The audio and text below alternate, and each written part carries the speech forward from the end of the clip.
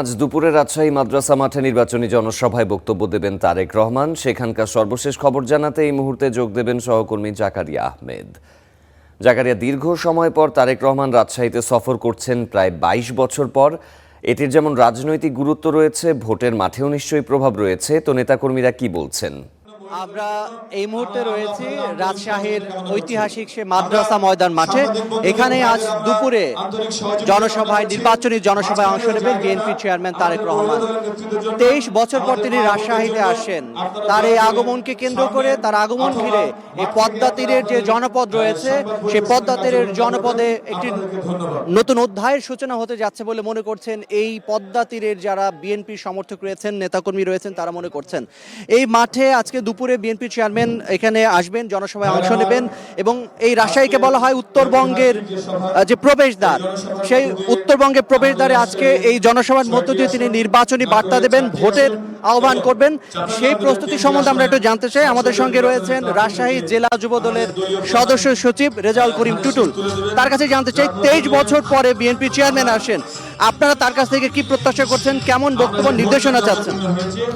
ধন্যবাদ স্টার নিউজকে এবং সেই সাথে জাকারিয়া ভাইকে। আমি দীর্ঘ 23 বছর পর আমাদের মাননীয় চেয়ারম্যান মহোদয় রাজশাহীর মাটিতে পা দিচ্ছেন, যার কারণে রাজশাহীবাসী একেবারে আনন্দিত, অত্যন্ত আনন্দিত এবং আমরা মুখিয়ে আছি যে তাকে বরণ করে নেওয়ার জন্য। শাহমখদুম এয়ারপোর্টে আমরা তাকে বরণ করব এবং রাজশাহীতে, যেহেতু উনি রাজশাহী বিভাগের এই মাটির সন্তান, যার কারণে আমরা জনাব তারেক রহমানকে নিয়ে রাজশাহীতে এমন একটা সমাবেশ উপহার দিব যেটা সারা বাংলাদেশের মধ্যে একটা দৃষ্টান্ত হয়ে থাকবে এবং এতে করে সর্বস্তরের মানুষ দেশনায়ক তারেক রহমানের প্রতি কৃতজ্ঞতা জানিয়ে ওনাকে আমরা রাজশাহীর এই 13টা আসনটা উপহার দিতে চাই। রাজশাহীর আজকে চাপাই এবং নাটোর, রাজশাহীর এই 13টি আসন আমরা তাকে উপহার দেবো ইনশাল্লাহ। সেটারই প্রস্তুতি আজকে আমাদের আছে সবকিছু। ধন্যবাদ। আমরা শুনছিলাম রাজশাহী জেলা বিএনপি যুব দলের সদস্য সচিব যেটি বলছিলেন যে এই রাজশাহীতে তারেক রহমানের আগমন ঘিরে তাদের যে প্রস্তুতি রয়েছে এবং রাজশাহীর প্রতিটি নেতাকর্মী উন্মুখ হয়ে আছেন কখন তাদের চেয়ারম্যান আসবেন, এই রাজশাহীর এই মাদ্রাসা মাঠে জনসভা করবে। এর আগে তিনি, আমরা যেটি জানতে পেরেছি, সকাল 11টার কিছু পরে ঢাকা থেকে রওনা হবেন এবং 12টার মধ্যে তিনি রাজশাহীতে এসে পৌঁছাবেন এবং এরপরে তিনি শাহ মখদুম রহমতুল্লাহর মাজার জিয়ারতের পরেই তিনি এই মাদ্রাসা মাঠে আসবেন এবং জনসভা অংশ নেবেন। এরপরে তিনি চলে যাবেন নওগাঁতে, সেখানে নির্বাচনী জনসভা অংশ নেওয়ার পর তিনি চলে যাবেন বগুড়াতে। তো এই হচ্ছে আজকের তার যে কর্মসূচি, সেই কর্মসূচি ঘিরে একটু দেখানোর চেষ্টা করছি যে এই মাঠে নেতাকর্মীরা উপস্থিত হতে শুরু করেছেন। রাজশাহী এবং চাঁপাইনবাবগঞ্জের বিএনপি নেতাকর্মী ছাড়াও সাধারণ মানুষের যে উপস্থিতি, সেটি প্রত্যাশা করছেন এখানকার নেতাকর্মীরা এবং আজকে এই জনসভার মধ্য দিয়ে দলের যারা নেতাকর্মী রয়েছেন আগামীর ভোটকে ঘিরে নতুন বার্তা পাবেন, নতুন করে জেগে উঠবেন, এমন প্রত্যাশাই দলের নেতাকর্মীরা করছেন।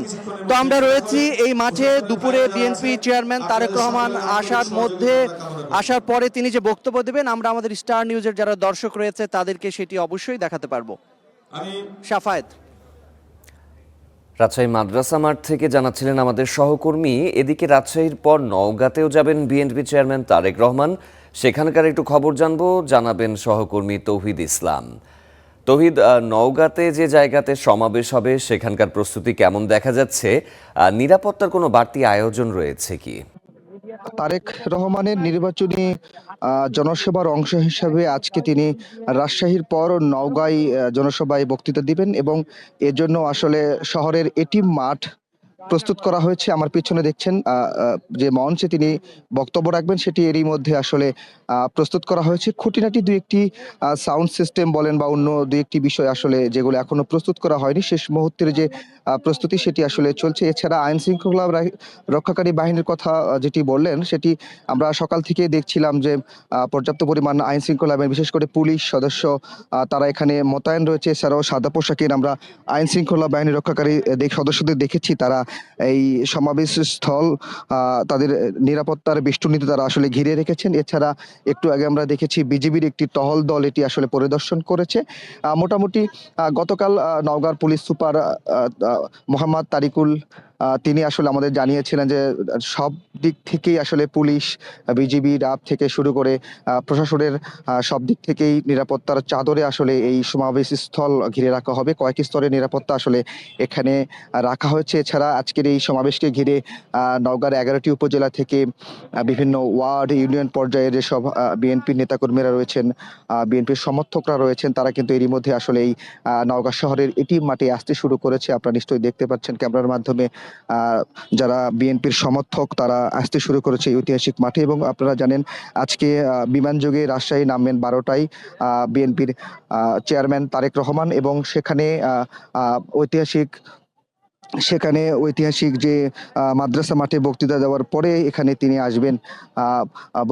এখানে তিনি এই মঞ্চে বক্তৃতা দিবেন এবং এখানে আসার পরে নেতাকর্মীরা আসলে যেটি জানিয়েছেন যে এখানে যে নওগাঁর 6টি আসনের সংসদীয় বিএনপির মনোনীত প্রার্থী তারা এখানে থাকবেন। এছাড়া জয়পুরহাটের 2টি উপজেলার নেতাকর্মীরাও এই সমাবেশে যোগ দেবেন। সব মিলিয়ে নেতাকর্মীরা বলছেন এখানে প্রায় 2 লক্ষেরও বেশি লোকের সমাগম হবে, এমনটি কিন্তু নওগাঁর যেসব স্থানীয় নেতারা রয়েছেন বিএনপি তারা আসলে বলছেন। এবং জোরে সোরে আরেকটি কথা যেটি বলছেন নেতারা, যে নওগাঁ আসলে স্বাধীনতা পরবর্তী সময় থেকেই নওগাঁয় বিভিন্ন বিষয় থেকে আসলে উন্নয়ন বৈষম্যের শিকার হয়েছে নওগাঁ। বিশেষ করে নওগাঁয় আসলে ভারী ধরনের কোনো শিল্প কলকারখানা নেই। এছাড়া আপনারা জানেন নওগাঁ শহরে একটি 4 লেন রাস্তা, যেটি শহরের প্রধান রাস্তা, সেটি আসলে 4 লেনে উন্নতিকরণের যে একটি প্রকল্প কয়েক বছর ধরে আসলে নওগাঁবাসী এটি দেখছিলেন যে আসলে এটি কোনোভাবেই সম্পন্ন হচ্ছিল না। সেই জায়গা থেকে তারেক রহমানের এই আগমন হয়তো সামনের দিনে নওগাঁর জন্য ভালো একটি বার্তা বয়ে আনবেন, এমনটি কিন্তু মনে করছেন। যেহেতু প্রথম দিকে হয়তো বলা হয়েছিল 3টার দিকে তিনি এই জনসভায় বক্তৃতা দিবেন, যেটি আসলে 2 ঘন্টা পিছিয়ে 5:30টায় নিয়ে যাওয়া হয়েছে। এখন পর্যন্ত মোটামুটি এমনটাই ছিল আমার কাছে, এবং এর পরবর্তীতে কোনো বুলেটিনে হয়তো এই সমাবেশের তৌহিদ, নিশ্চয়ই আসলে তথ্য পরবর্তী জানাতে যে পারবো। তথ্য পাওয়া হবে আপনার মাধ্যমে আমরা দর্শকদের জানাবো।